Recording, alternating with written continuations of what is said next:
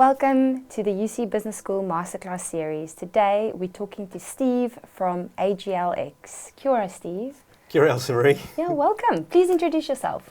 Okay, I'm Steve McCrone, Managing Director of AGLX. AGLX is a small network consultancy, and it's created around the idea of adaptive strategy and helping clients manage the complexity of today's business world. We started about 10 years ago. We were Cornwall Strategic. We're part of a global network of effectively small consultancies who take complexity theory and apply that to real-world business problems. So our role really is to take the theory and turn that into high-utility consulting services, and such as adaptive strategy, our ICE innovation model, and our integrated risk model. So all of that theory is embedded in it, and that's something that we hold very dearly. So we've got three principles, and the first one is authenticity. So if you're using a technique or a problem-solving technique or a management technique or a leadership technique, then it has to be an authentic to the situation that you're in. So we spend a lot of time understanding context before we start to apply solutions.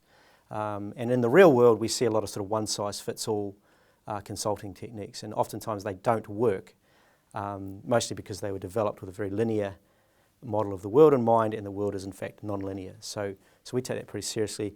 The second one is value. So we're not here to provide a transactional service where we deliver value in a box and you buy it and walk away. We co-create value with our clients, and that's really important to us. Clients understand context, they understand their business, they understand their customers. We understand our tools, techniques and theory, and together we can create something that doesn't exist. So all of our work is unique in that sense. It is developed with the client, for the client. And the third one is network. So we're part of a global network. We understand that we don't have all the answers. We can draw on people all around the world who are very specialist in their field, and we can bring them to bear on customers' or clients' problems. So those three things to me are the principles. The AGLX with those principles becomes what we call an enabling infrastructure, so that companies or people can come on board, and as long as they adhere to those principles and are good team players, then they can be part of the AGLX community. So we're not exclusive in that sense, and we're building a global network business off the back of that. So we've got a company in the US, AGLX North America, and we built AGLX around those. We're AGLX Asia Pacific. We've recently incorporated in Singapore to give us better access to the Asian markets. One of the founding principles of our program is that we're living in a complex world and not a linear world. What does that mean to you? Well, actually, the first thing it means to me is if you understand the world as complex, then applying the linear methods that worked up until recently reasonably well in a slow-changing world where we could manage inputs, we could manage transactions, and we could manage outputs. Yeah. It's actually ineffective. So what we do is we say, let's just go back to complexity theory and see what that teaches us about complex systems. And then we develop consultancy services around that, such as our innovation program, risk management program, strategy, teamwork, leadership development, that is authentic to the complex environment that we're in. So we tend to be challenging a lot of the traditional techniques, and we tend to be quite clear when we talk about authenticity, about the things that we think will work in this space and the things that we think will actually hold companies back. So what are the things that would hold a company back? Well, funnily enough, traditional strategic planning in a goals-based strategy can actually inhibit organisations when they're confronted with fast-changing, fast-moving, complex environment. So if you start with the end in mind, or you start with a goal, and you're wrong, then really the only thing you can do is recast your strategy and choose a new goal. So what we see is response to that from many organisations is to move from a 3 to 5 year planning cycle to a 2 to 1 year planning cycle, which now means you're investing more time in planning and less time in doing. And in an adaptive strategy, what we say is really all you need is to establish a direction of travel and then establish a tempo or a way of moving forward. And then you allow the path to emerge and you allow the goals and objectives of your organisation to emerge as a consequence of interacting with the complexity rather than using planning to either suppress or ignore it. So how is that direction moving forward different from your traditional vision, mission? Well, we can have a vision and a mission, and that's perfectly okay. And in our world, we use those things to establish a direction of travel. So direction of travel is, where do we want to move to, or where do we want to move away from? And what we do is we say, as long as we're moving in the right direction at the right tempo, then that's perfectly fine. What we don't say is we want to meet this objective on this date by doing these things. Because in a slow-changing world, if you can control for all of your inputs, all of your processes and all of your outputs, then you can do that. But if the world is changing, if the strategic environment that you're in, it can be different one day to the next, or 1 month to the next, or 1 year to the next, then that starts to lose authenticity. And you have to keep rethinking, recasting, replanning, which consumes a lot of energy, which actually robs you from your ability to innovate and change. You said something really interesting, but then I kept on listening to you and I forgot what it was about intuitive processes. And instead of having that kind of measurable goal of where you need to be, what do you focus on instead? Direction and tempo. So how do you know what the right tempo is? Oh, that's a really, really good question, because oftentimes you don't, right? If the situation is changing quickly, then you have to move fast in order to keep up. Right, which if you think about it in terms of a journey, if you're in a thick forest, then you have to take shorter steps, because if you move too quickly, you run into a tree or you'll get lost. So my colleague Doug refers to this as safari mode, and he, having grown up in Southern Africa, he says if you're in highway mode, then the highway narrowly constrains your options about movement. You know where you're going to go, and your mission is really just to get there as fast as possible. You don't stop on the highway. You don't normally deviate from the route, okay? And your focus is just on getting there. Okay, so then you can move it with a high tempo. If you're on a safari, well, actually your objective is to experience nature or see animals or do things that you haven't done before. So you have a much more exploratory mindset. You move slower in order to observe more about the environment, and then as things emerge, so you might see vultures circling in the distance, which will indicate a kill, then you might change your direction based on what you're observing. So in complexity, we interact with the system in order to understand it, and then we can change and modify our direction or our tempo even based on what we see. We don't start with the objective and the tempo and the way of movement in mind. Those emerge as a consequence of interaction. I suppose a really good example of this is the kind of education environment we're finding ourselves in this year, where Canterbury has been really lucky in terms of growth in the number of students. There are various factors that contribute to this, Christchurch being such a dynamic city that people want to visit. Other universities have not been as fortunate, so would that be a good example of having to change tact because some external system factors changed, the environment changed, and we're just not on the route that we foresaw ourselves to be in this year for those other universities? Yeah, I mean, the university context is a good one because universities have been around for a very long time and have been rigidly constrained by a mindset of bringing students into lecture theatres and having experts deliver knowledge. Actually, what we're starting to see in the environment is students don't want to come into lecture theatres as much as they used to. They understand that the social network they get from university is valuable, but they're doing that outside of the university grounds sometimes, or they're doing it in different places for different reasons. They want to learn in different ways. They've got access to digital e-learning. They've got access to, they graze knowledge as opposed to taking deep dives. And in my view, universities need to very quickly adapt to that. Otherwise, they risk becoming irrelevant in a society where people are now expecting different things. So the way to approach that isn't to say, right, we're going to pivot from here to here. The way to approach it is to say, let's try lots of things about how we engage with students, about how we engage with people from overseas, about how we engage with our tenured staff. And then once we start to see the emergence of success, or we start to see positive outcomes, then let's amplify those.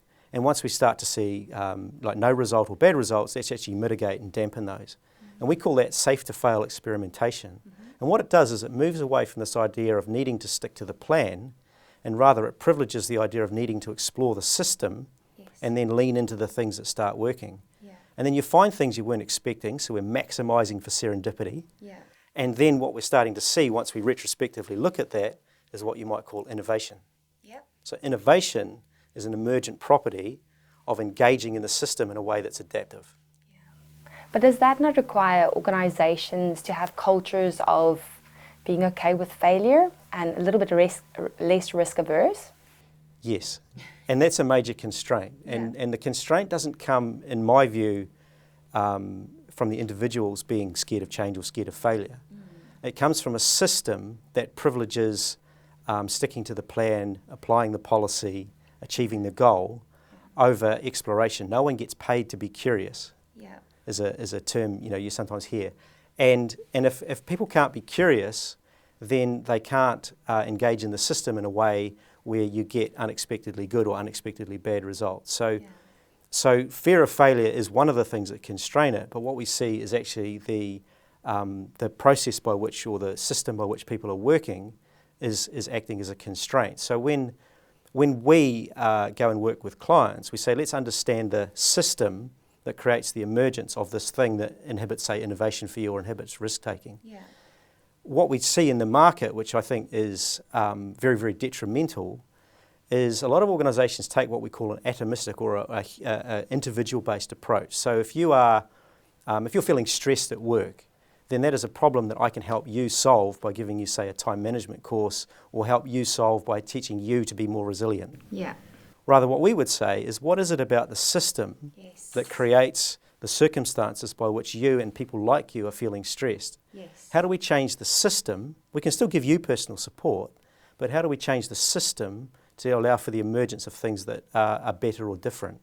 How do you change the system to allow the emergence of innovation? How do you change the system to allow the emergence of a culture that's different to what it is now? So we say, process drives culture. We don't have to start with a culture and then try and develop a process. That's sort of silly linear thinking, and it just doesn't work. No.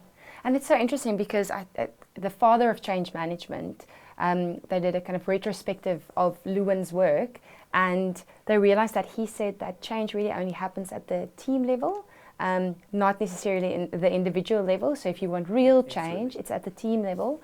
And all the latest change thinking is around that systems change, and even that change at a broader scale. So how do you then expand change to go organization-wide from these teams, and what does that look like? And I think that's the complexity or the issues, the constraints that the companies sit with is exactly that. They're sending individuals, and individuals change, but if you're in an infrastructure that doesn't allow for change, then you're really just up against it. Yeah, so it's the constraints of the system that have the emergence of the aspects of it that we may like or may not like. So we say we start with, if you want to change a culture, change the way people interact. And if you're going to do that, then you need to apply energy to understanding, how they interact now, and then giving them more freedom to interact in different ways. And sometimes you've got to force that. So, humans move away from uncertainty. We don't like surprise. So what you tend to find in organisations is we like working with small groups of people that we like and know and trust. And oftentimes it's a high energy, particularly from a personal perspective, to then go and interact with people that you don't know, and you don't know if you can trust them, etc. So that's actually, that's why diversity is so really hard to really achieve, and is very, very important.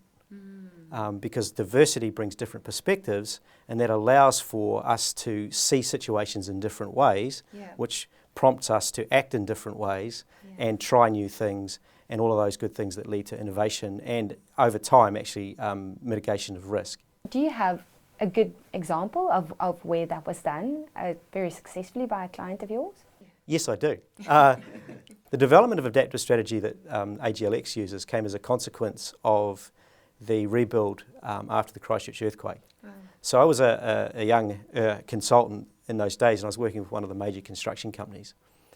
And one of the things I did was went to the Canterbury Earthquake Rebuild Authority's plan and started asking them, like, how did you come up with this rebuild plan? And they basically said to me, the minister needed a plan, and they needed it within 3 months. So we just built this plan and did as much as we could. But inside that plan was a whole lot of untested assumptions, a whole lot of things that may or may not be true, a whole lot of expectations that may or may not happen sometime in the near future. But what we saw in the market was a whole lot of construction and construction service organisations reacting to that plan as if it was carved in stone, as if it was the gospel truth. Okay, and they were limiting what we would call their environmental scanning, because they thought, well, actually, we have the answer here. It's going to be like this. So what we did is we pulled our client back and said, what we need to do is set up what we called at that stage a war room. Every time we see or hear something that looks like it's going to impact the ability for this plan to be delivered on time, we're going to make a note of it, and then once a week we're going to discuss what we're going to do about it. The other thing that we're going to do is interact more with people who aren't in Christchurch, interact more with people who are in building services and construction, and seeing what they're seeing. What are they talking about? What are they doing? Because Christchurch became a very, very tight, very densely connected bubble, and it became an echo chamber. And a lot of companies went in with a very linear view of how it was going to work, and were horribly mistaken when the rebuild actually took quite a lot more time than they thought. Our client was much more adaptive because they were seeing, talking to, and reacting in real time to what was actually happening on the ground. So we threw the plan out, and we just took a really what we call an emergent approach. Try lots of stuff. When we start to see resources and we start to see energy being committed to a sector, let's go in and do that. Let's really support that. My advice to them in the rebuild was, pitch for the anchor projects, but don't fight too hard, because everyone's focusing on those, and they're going to be difficult, long-term. The government client wasn't so good. The margins were going to be a bit rough. Go and grab some of the second-tier work where you've got good, capable clients who really want to get things done. They're local, and they've got the resources and the commitment to do it. So what we're doing there is we're following the energy. But we're following the energy by virtue of having hundreds, in their case, of small discussions and small interventions and small actions, amplifying the stuff where we're starting to see success, and just moving away where we're not. And that, over time, became our strategy, risk and innovation program. Oh, nice. But how do you identify those actors within the network that you actively need to engage in and essentially monitor? Yeah, so we call that, refer to that as domain of control. So what is your domain of control, as a university? You can't influence what's happening in the universities in the US. No. But what's happening in the universities in the US changes the expectations of your international students that come here. Right? So what you do there is you say, okay, how do we engage in a way where we can forecast perhaps what they're going to do or where they're at, because we know that influences us. What can we influence directly? And that might be the experience of the students that do arrive here. What can we influence obliquely, or what can we influence or nudge? And that might be education policy, it might be immigration policy, student loans or support kind of ideas. And then once we start to build that, then we're starting to think about our network in terms of where can we influence, where can we apply direct control, and then where do we just need to observe and react when necessary. It's a never-ending task.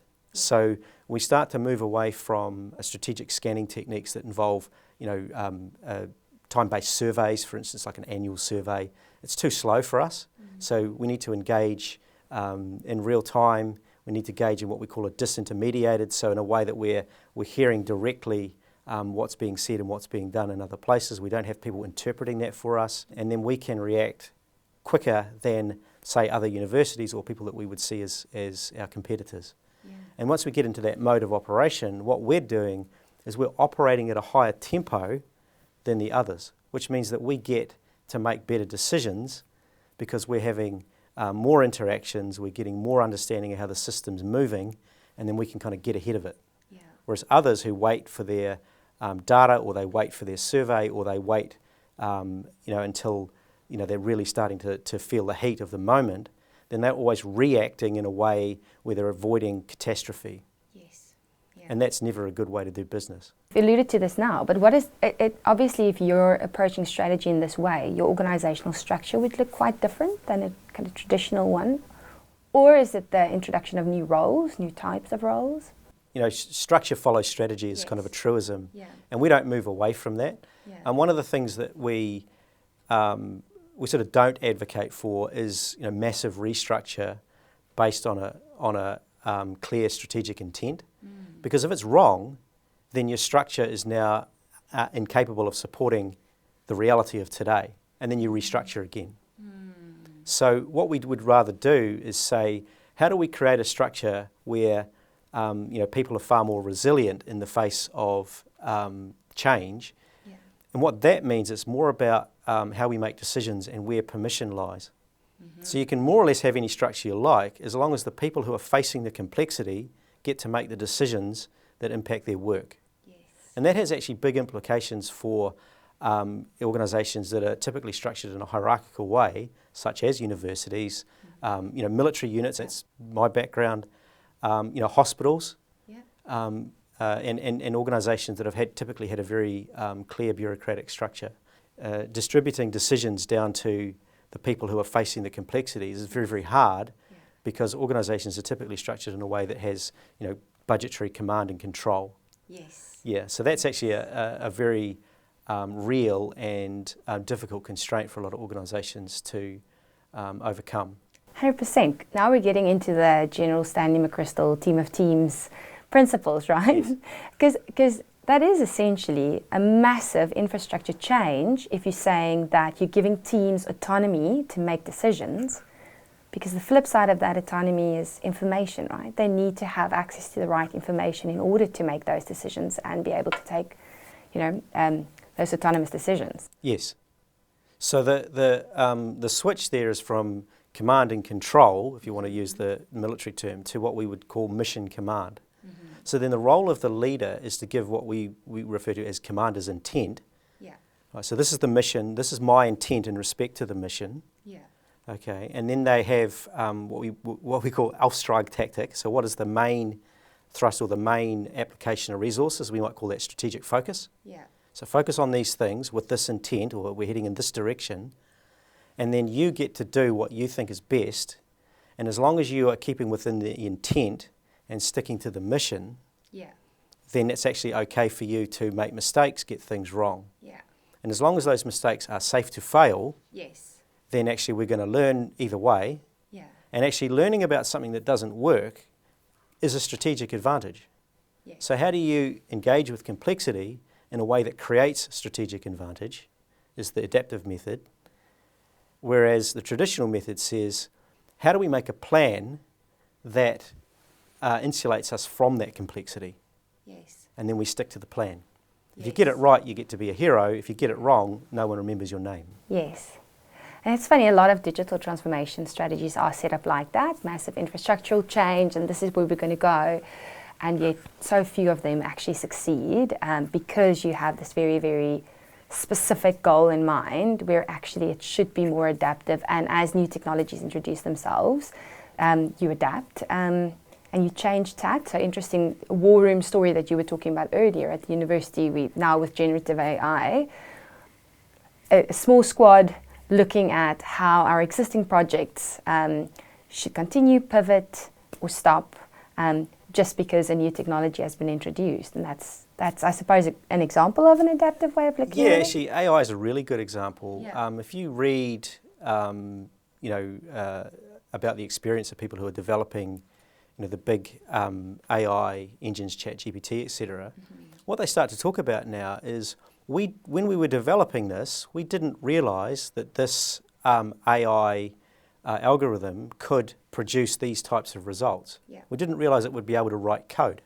Yeah. That's an emergent property of the complexity of the AI and the interrelationship of the people who are working with it. Right, so they're feeding stuff in, the AI is processing stuff, and they're feeding things out that are starting to emerge as useful, but were never part of the original intent. Yeah. So now they're starting to lean into that type of stuff.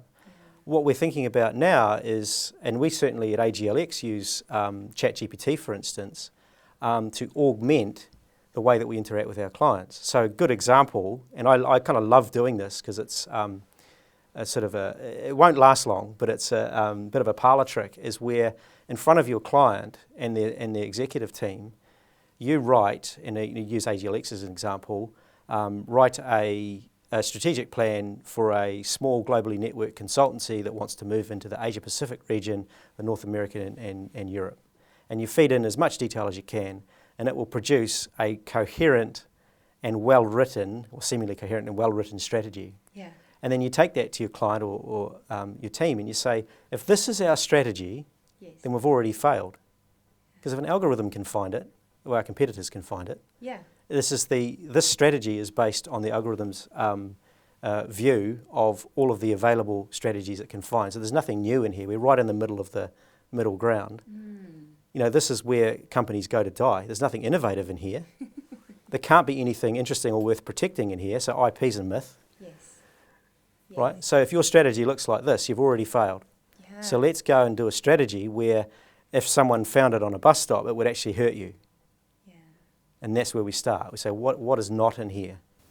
Really interesting. That's a great use. And I think leaning into this technology in particular, just in the past week, I've heard of so many companies just banning employees from using it and fear around it. And I suppose that's the immediate response because of this change and uncertainty of what it would look like, and even the developers not knowing what it would look like. The immediate response is fear and resistance and buckle down on business as usual versus the actual response should be, how can we use it to our advantage? Yeah, so what we're saying here is we're not using AI. So we're not using it, so let's lock it in a box and pretend it's not there. Yes. Because that's silly. Yeah. Not using it to replace human decision making, because that, in my view, is unethical. Yeah. Because algorithms make bad decisions. Yes. And you saw that with the likes of Tesla autonomous driving projects, where they effectively abandon it. But I think the key to success is how do you use AI to augment human decision making? Yes. And that's already happening. Like if you think about your phone, now augments your memory. Because you can take photos of stuff, you can record notes, you can do whatever else. It augments your navigation. Yeah. I just come back from Japan. You don't need to navigate around Tokyo if you've got Google Maps. Yeah. You can just follow the line. No, absolutely. So AI is already augmenting our human decision-making capability, but we don't rely on it. And that's the key, is if you start to rely on it, then again, you're in the middle of the bell curve, you're not doing anything innovative. If you can code an algorithm to find your strategy, then so can I, which means your strategy is effectively publicly available. Yeah. And that's kind of silly. So we're still using the human creativity, the human initiative. We're still allowing and engaging and allowing for emergence, and then creating strategies that are unique and strategies that are actually capable of sustaining the types of changes we've seen recently. Yeah. So one of the key aspects of an adaptive strategy is, if you're faced with a COVID type situation in your business, actually you don't need to change your strategy. Your strategy is about maximising your evolutionary potential, and you can do that in a COVID situation. You don't have to change your strategy, you just need to change the way you explore and experiment. Yeah. So back to the team of teams concept of intent, right? So teams can make decisions as long as they understand what intent is. But intent isn't always transparent, and intent might be different for different stakeholder groups within the organization. So your board might have a particular intent. Your leadership team might have different intentions, and they might be going in a different direction in a way because of other goals. So, for example, a good example of this would be companies who are building projects in order to sell them in 2-3 years' time. Your board would have different intentions because they might be on board with that or not, and then employees might be completely unaware of those intentions, right? And those would put you on different paths. So how do you give that autonomy to teams where transparency isn't necessarily active in the organization, and or communication isn't as strong between all the different groups, especially in larger organizations? Yeah, I mean, that's a really tough question. But in my view, what we're doing is we create a system where when those things happen, the system will crash into itself in such a way that you'll see it. And the problem's not that these different groups have different intent, because of course they will. The shareholders want a return maybe on a quarterly or annual basis. The directors may want to, for me, the emerging intent there is to de-risk their position, and the employees, their intent is to have a gainful employment experience, etc. And those things may not always align. But the key is, how do you create the conditions where those misalignments or those differences in intent are actually highlighted, right? And then you get to deal with it. And strategy is not a democracy. So at some stage, the commander will say, "You will do this," and head in this direction for this reason. And they may not even give you a reason, and that's actually okay too. So organisations may be able to tolerate, or may deliberately tolerate that difference. But now it will always make it difficult, right? So if an organisation has a shared understanding of success, then, and everyone's clear on that, then of course they are able to align their actions and the way that they face uncertainty and the way they meet challenges, and we have a shared language for that in the organisation. Where they don't, well, you're going to have problems, and the key is knowing it. And what we see in organisations is acts as what we call a dark constraint. It constrains the organisation's innovation or sales or product development, but we can't see it. And the key is, how do you create the conditions where you can see that? And I actually have a bit of fun with that with organisations. I can imagine. Because you can say to the board, right, you signed off this strategy, and then you've given the organisation this directive, so which part of the strategy don't you agree with? Right? Or they give you a directive and you say, okay, having that real specific goal relies on some knowledge of the future. Well, I don't have that knowledge, and doesn't seem anyone in your organisation has that knowledge. So what do you know that we don't? And if the answer is actually nothing, I'm just guessing, you say, okay, how can we act in a way where it's, what would you see if you were wrong, and are you looking for it? So how do we increase the sensitivity of the organisation to the strategic environment? And then how do we increase our capacity to adapt so that if it's not right, we can shift without having to recast our plan and restructure our business, and et cetera, et cetera. Doesn't that require, though, people who are really reflective? And this is something that we pick up as part of our role in the MBA program and in Exec Ed, is really helping people to be more reflective around those biases, those assumptions within the organisation. And that's not something that comes naturally to people. No, and there's a lot of work to be done there. So in terms of education, in my view, if we all recognise the world as more complex, actually my view is it isn't more complex, it's just more densely connected, which means that the ramifications of that complexity are felt faster and deeper than they have been in the past. If the effect is more uncertainty, more complexity, change is now faster and can be more volatile, so the peaks and troughs are bigger, climate change is a good example, then firstly, if you're in that space, then you owe it to yourself to learn about complexity theory. It's like an engineer that refuses to learn physics. Right.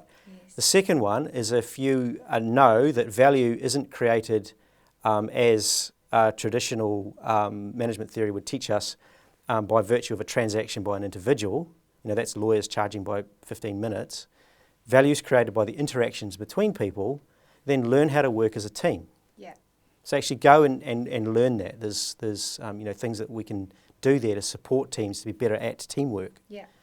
And the third one is where you say, okay, the organisation is going to be faced with a whole lot of challenges. One of my favourite quotes from a client is, "We are a high reliability organisation, And as a high reliability organisation, we don't like failure. Yes. Many of the things we're facing now we've never done before. Yes. We're not equipped to deal with these. Yeah.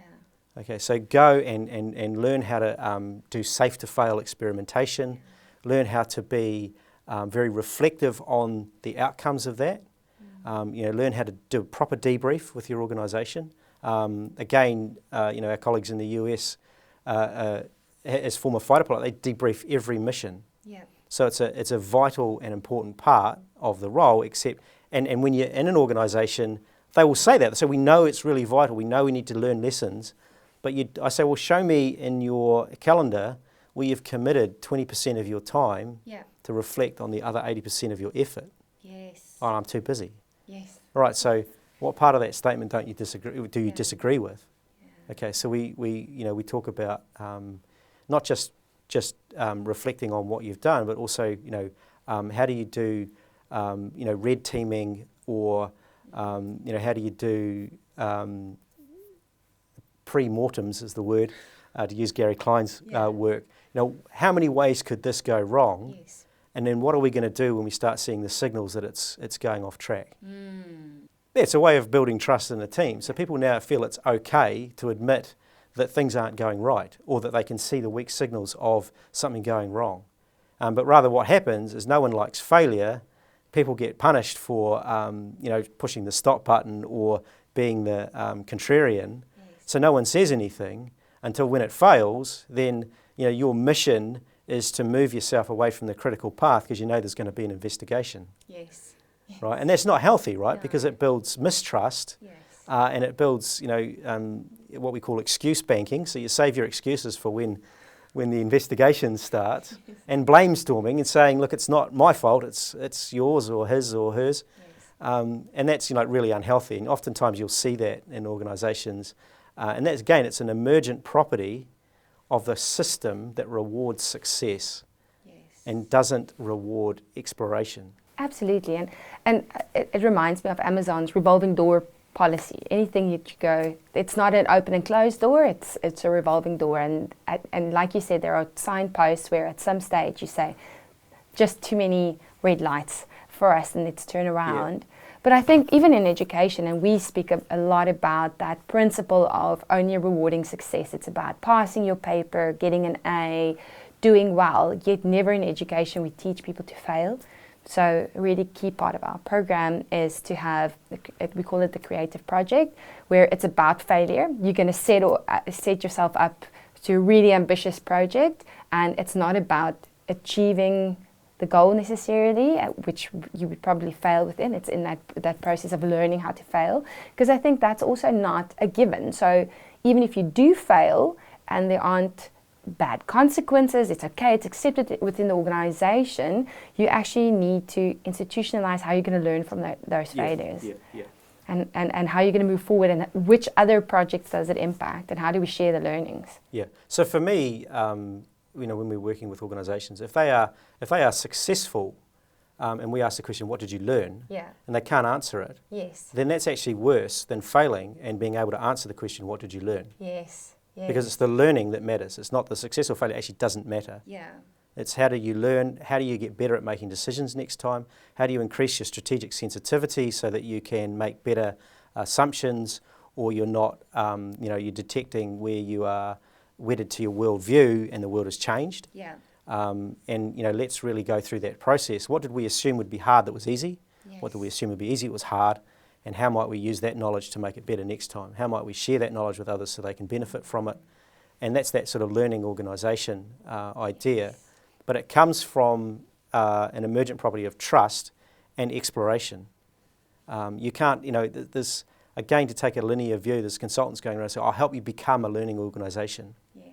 Actually, you can't do that. What you can do is help them become very good at doing pre-mortems, very good at exploring, and being very good at sharing. Yes. And then the learning organisations is a consequence of that. It's not a start point. It's not something you can build in a shed and then bring into the organisation. Yeah. So what's the first thing to do? If you go into an organisation that's very hierarchical and you realise that that's a key point that you need to change, what's the first thing that you... The traditional approach would teach you that you do some analysis. Yes. Okay, and what analysis does is it creates the idea that this is a problem to be solved. This is something that if we can just find the problem, we can apply some of my clever techniques, and I'm a genius, of course, and then I will solve for you. Yes. And that's a very sort of outdated and frankly silly way to think about it, because I don't know any more about your business or more about your business than you do. And if it was a problem that could be solved, actually AI could probably find that for us. Right? So let's do that. So what we do is we say, okay, let's have a think about the context, understanding the context of your organisation in respect to the things that you're trying to achieve through your strategy. Let's have a think about how you make decisions, and let's have a talk to, and we've got some techniques of doing that, a talk to lots of people in the organisation about what they find frustrating. Tell me a time in your organisation where you've been proud to work here. If a friend of yours was thinking of working here, what would you tell them? And then through that, we start to see themes emerge. We start to see in the narrative some real hotspots emerge. And we can say, okay, maybe we need to shift the narrative there. How do we get more stories like this and less stories like that? And then we bring those stories or that to the organisation, and leaders can read. So this is this disintermediation idea. They can read the stories that are naturally occurring from their organisation, and then they can be surprised. I didn't realise my actions were seen this way. I didn't realise by putting that policy in place it had this big effect on this team way over here. Okay, now how can I act in a way where these people get a better experience, or how can I act in a way where people don't say things like this about me? How do we act in a way where we get more things like this? And we're starting to use human systems and human understanding of the system to create better circumstances for the future. So we don't look at it as a problem to be solved. We're looking at it as a tension to be managed, or a system to be understood. So we try and engage with the system and see where it's working and where it's not. We make changes, and then we can go back and check that with the narrative. So in a way, is it making those linkages in the system more explicit? Sometimes. Yeah. Does it mean that you make the relationships in the system more explicit? No. Okay. And the reason for that is, as soon as you make a relationship explicit, you'll change the nature of that relationship. Okay. So if you and I are in a hierarchical organisation where I report to you, then we have constraints on our relationship. There's things we can and can't do. However, if you and I or a third person also play sport together, then we can talk in a different way on the sports field as we do at work. And you might learn more about the context of my experience through that interaction, because it's less formal, we've got less constraint, etc. But as soon as we make that explicit, or we try and put rules, or we try and map it, then the nature of that relationship changes. And it's the same way as if someone says this phone call is being recorded, you will talk and act differently as if you're sure it's not. Okay. In research, if you measure demographics first, people answer differently. Exactly. Yeah. That's the Heisenberg uncertainty principle. Is any system that's being under observation or measured, you have to put energy into the system to do the measurement, and therefore it changes the system. Wow. Yeah. So that's why we don't do analysis first, because if you come in an analytical mindset, you're energising the system, it'll act in a different way. Your analysis is an inauthentic representation of the reality of the business. Yeah. So if you look at the emergent stories from the business, that's more authentic. So as soon as you make those things explicit, you destroy the human thing that makes them real.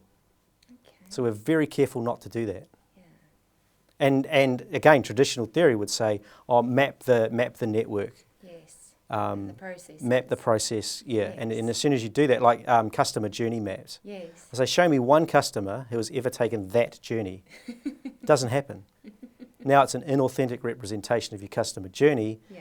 Your IT transformation is based on this fiction, Yes. and then you wonder why there's so many clunky spots in your process. Yeah. Sounds like it's an impossible task though, because there are no kind of key deadlines, key targets, key things. No, key deadlines and key targets can be an emergent property of an adaptive strategy. In fact, we're aiming for those. Yeah. But we don't start with them, because if we start with them, then they are inauthentic, because we often don't know enough about the system, or will never know enough about the system if it's complex, to be that specific. So we say, how do we engage in a way where authentic goals and objectives emerge? And then we can actually, if we've got enough confidence and enough understanding of the system, then we can shift to a more traditional planning process and say, right, do that by then in this way.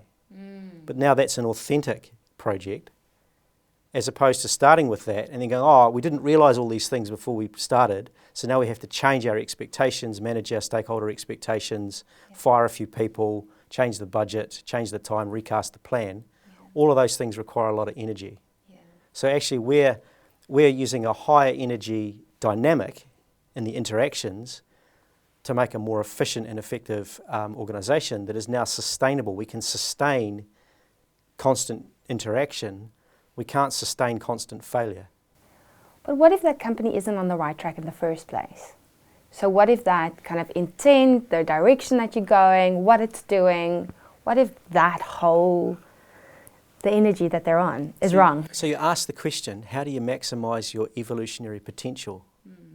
And that might be actually what we're doing now is going to kill us. So if we're producing a product or a service that is time bound, so we do a lot of work in the oil and gas industry, right? There are some deadlines in that space. Okay, so how do you maximise your potential? Well, we need to invest in alternative fuels. We need to invest in alternative, uses of energy, transport technology, et cetera, et cetera, et cetera. And what we're doing there is we're creating the conditions where the new thing will emerge. We're not saying, right, switch from natural gas to hydrogen. Because that's a big leap. If you're wrong, or hydrogen takes a lot longer than we expected, or actually something else comes to the fore and hydrogen sort of dies away, then you're kind of stuck, right? So by asking the question, how do we maximise our evolutionary potential, then the answer, we're doing the wrong thing, will actually emerge pretty quickly from that. If it's patently obvious, then stop doing it and do something else. I mean, that's pretty much common sense. But your analysis may tell you that, if you've got the data, use it. If your analysis tells you that your competitors are way better at this thing than you are, stop it and say, well, how can we use our capacity, our capability and our resources in a new way? And not one, let's try 5 or 6 different things and see what emerges from that. So you're applying the same philosophy, but you're just probably shortening your time horizon. We can't afford to keep losing money in this space. What the hell can we do? Thank you so much for your time, Steve. This has absolutely been so insightful.